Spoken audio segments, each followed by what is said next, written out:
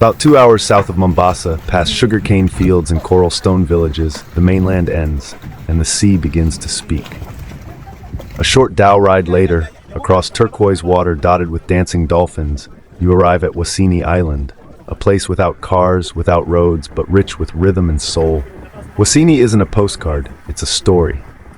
A narrow coral island barely 5 kilometers long, Wasini lies off the Kenyan coast near Shimoni, right on the edge of the Indian Ocean and just across from Kisite-Mpunguti Marine Park.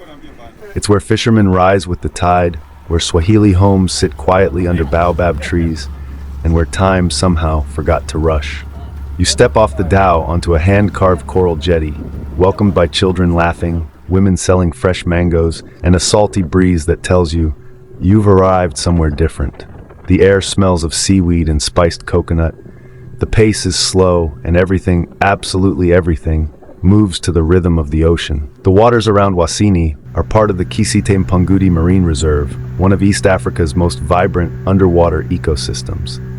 Snorkeling here is like drifting through a dream, coral gardens blooming in pinks and purples, shoals of fish shimmering in unison, and if you're lucky, dolphins leaping in your wake.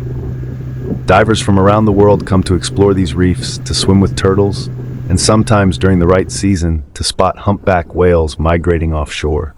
The dhows that take you out to sea are still made the old way, wood, rope, canvas, sailing slow and low like they've done for centuries. Back on land, Wasini is a blend of Swahili tradition and quiet resilience. There are no cars, only footpaths carved into coral rock. The islanders move barefoot, and you'll find no concrete here. Homes are built from coral limestone and mangrove poles, roofed in woven palm. One of Wasini's treasures is the Coral Garden, a fossilized forest where ancient coral stands like frozen sculptures, dry and brittle, yet beautiful.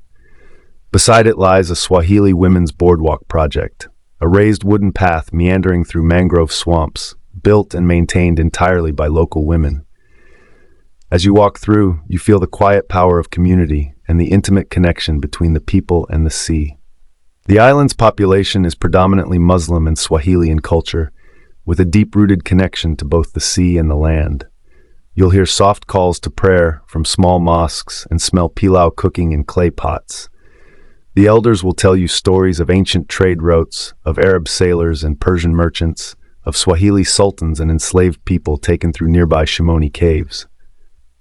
Speaking of which, Shimoni, just across the channel, was once a key post in the East African slave trade. Today, the Shimoni slave caves are a powerful, haunting historical site that many visit on their way to or from Wasini. A visit to Wasini is never complete without a traditional Swahili seafood lunch. Picture this: freshly grilled octopus, coconut rice, chapati, and mango chutney, served under a makuti thatched hut with the ocean only meters away. Everything here tastes like the sea, the sun, and stories passed down through generations. You don't go to Wasini for luxury. You go for authenticity, for silence, for coral paths and dhow sails and seafood that tells its own story, for the kind of connection that's not found in itineraries or brochures, but in the slow conversation between the land, the sea, and you. Tucked away on the windward side of Wasini Island, far from crowds and untouched by pavement, lies a place that feels like a whisper from another age. The Coral Garden. It's not a garden in the way we usually imagine, with flowers and fountains. No, this garden is ancient, silent, and made entirely of stone, sculpted not by man, but by time and tide. Once submerged under the warm Indian Ocean, this patch of island was home to a living reef, a place where fish darted through branching corals and sea anemones swayed with the current. But over the centuries, the ocean receded. What it left behind was something extraordinary. A fossilized coral forest, bleached and brittle, standing like a natural cathedral under the sun. As you step into the Coral Garden, the world shifts.